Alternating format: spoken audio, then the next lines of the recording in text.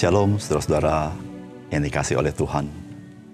Betapa berbahagianya kita ketika kita rukun dengan orang-orang di sekitar kita. Karena di sanalah kita mengalami berkat Tuhan. Salam jumpa dalam program Tuhan adalah Gembalaku. Saya percaya kita semua senang dengan kerukunan dan kesatuan.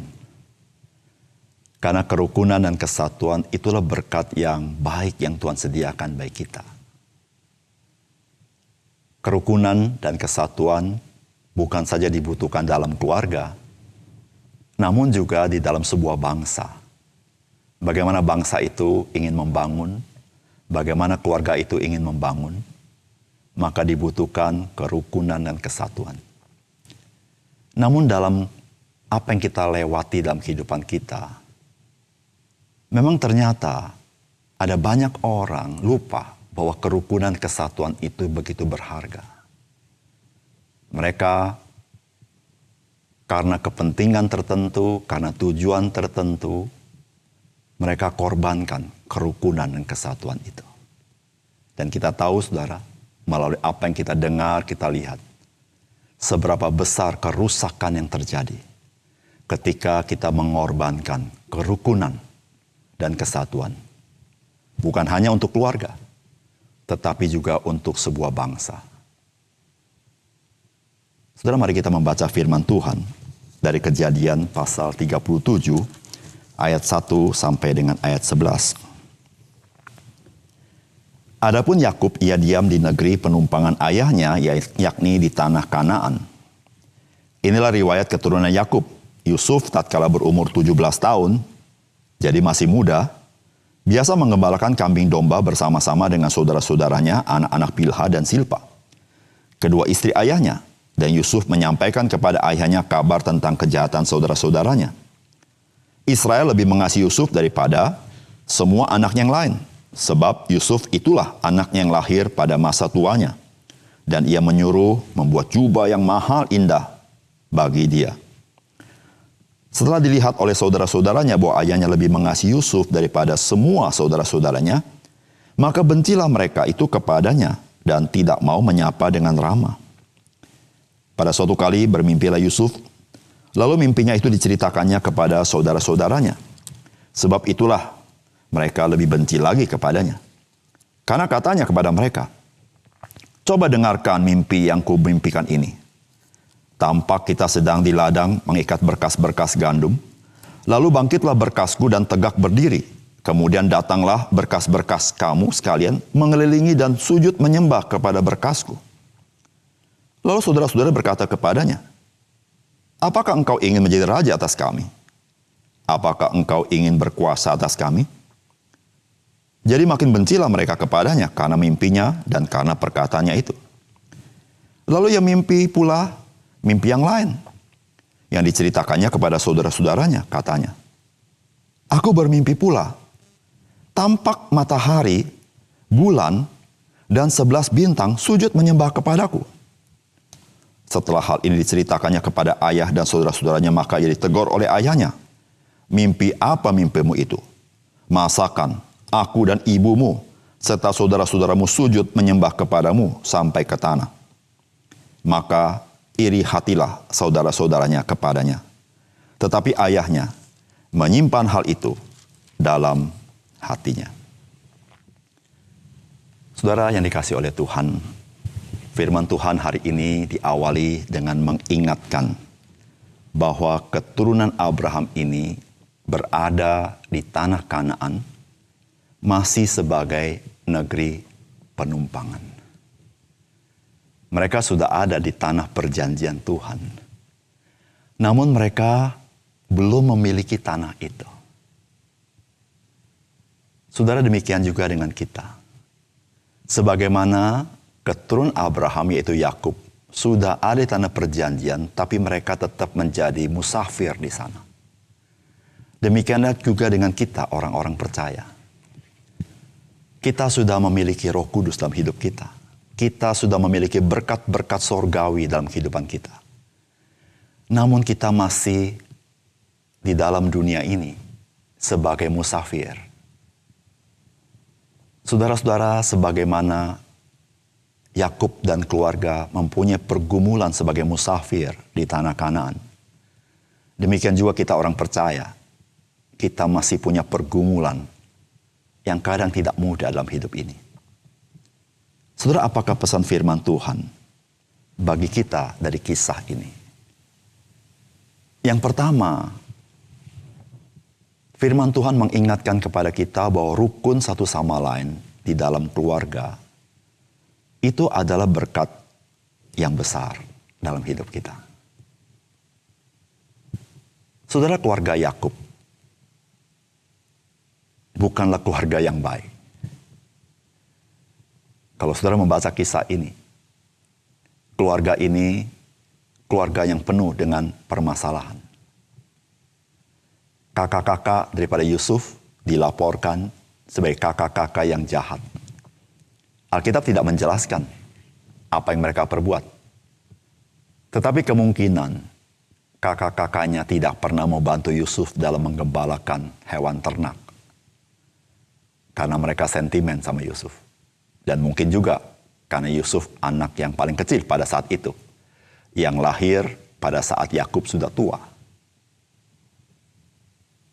Saudara-saudara, di dalam keluarga Yakub terjadi ketidakharmonisan satu sama lain. Dan ini menjadi beban yang berat bagi seorang Yakub sebagai kepala keluarga. Saudara, hidup kita ada banyak pergumulan, bukan? Ada pergumulan finansial, ada pergumulan tentang pekerjaan, dan ada banyak lagi pergumulan-pergumulan lain. Namun semua pergumulan itu jika ditambah dengan ketidakrukunan, maka pergumulan itu menjadi lebih rumit daripada semestinya. Karena ketidakrukunan menambah tekanan-tekanan tersendiri, membuat seseorang di dalam anggota keluarga tidak bisa berpikir dengan jernih. Dan tidak ada sokongan, dukungan dari keluarga itu. Oleh karena itu, saudara, jikalau hidup keluarga kita hari ini rukun, saudara hargailah itu sebagai berkat Tuhan. Syukurilah dan peliharalah, rawatlah kerukunan dalam keluarga kita. Tapi hari ini, jikalau keluarga kita belum mengalami kerukunan, berdoalah bagi keluarga kita.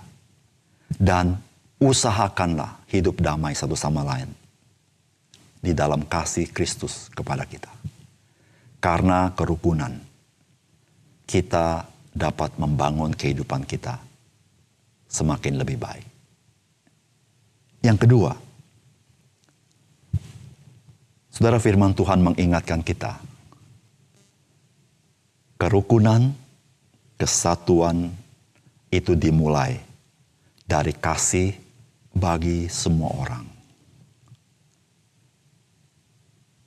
Masalah di dalam keluarga Yakub, salah satunya adalah karena Yakub tidak mengasihi semua anak-anaknya dengan sama. Dan itu sangat menyolok di mata kakak-kakak daripada Yusuf. Saudara bisa bayangkan, Yakub mengasihi Yusuf lebih daripada kakak-kakaknya. Ekspresinya adalah dengan memberikan jubah yang maha indah bagi Yusuf. Dan pasti kakak-kakaknya tidak diberikan oleh Yakub. Saudara, ketika Yakub pilih kasih kepada anak-anaknya, itu merusak di dalam kesatuan keluarga. Itu membuat perpecahan di dalam sebuah keluarga. Saudara yang kasih dalam Tuhan, kerukunan kesatuan itu ada di dalam kasih yang sesungguhnya.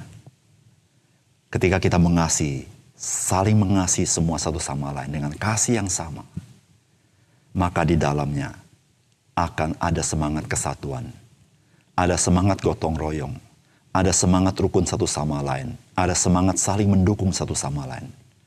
Saudara, semuanya itu menambah kerukunan satu sama lain. Namun, di dalam keluarga yang rukun, terjadi pilih kasih. Saudara, keluarga yang rukun itu pun satu kali akan menjadi perselisihan, pertengkaran, persaingan, tidak rela menolong, bahkan kebencian. Oleh karena itu, saudara, mari kita belajar mengasihi semua orang. Seluruh anggota keluarga kita. Dengan tidak membedakan satu sama lain. Kita memberikan kasih sebagaimana Tuhan mengasihi kita. Itulah membuat keluarga kita bersatu.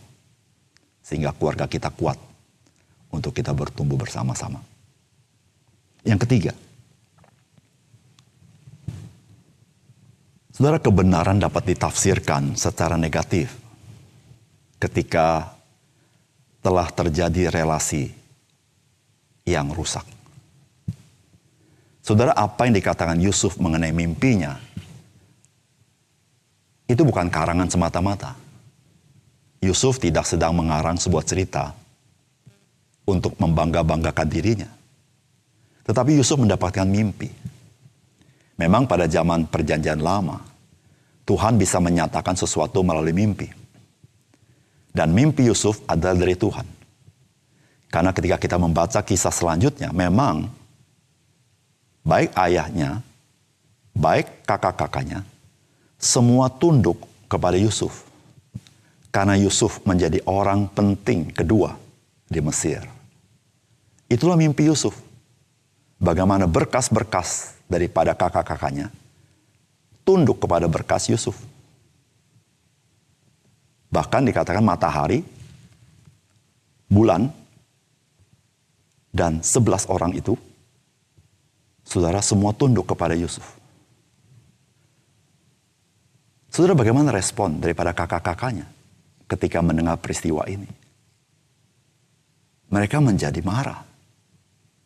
Mereka menjadi tidak senang. Mereka menjadi iri. Mereka menjadi sangat benci kepada Yusuf. Saudara, mengapa mendengar kebenaran itu kakak-kakaknya menjadi seperti itu? Salah satunya, relasi mereka sudah rusak. Saudara, ketika hubungan kita tidak baik dengan orang lain, perbuatan baik kita pun seringkali dipersepsikan sebagai tidak baik.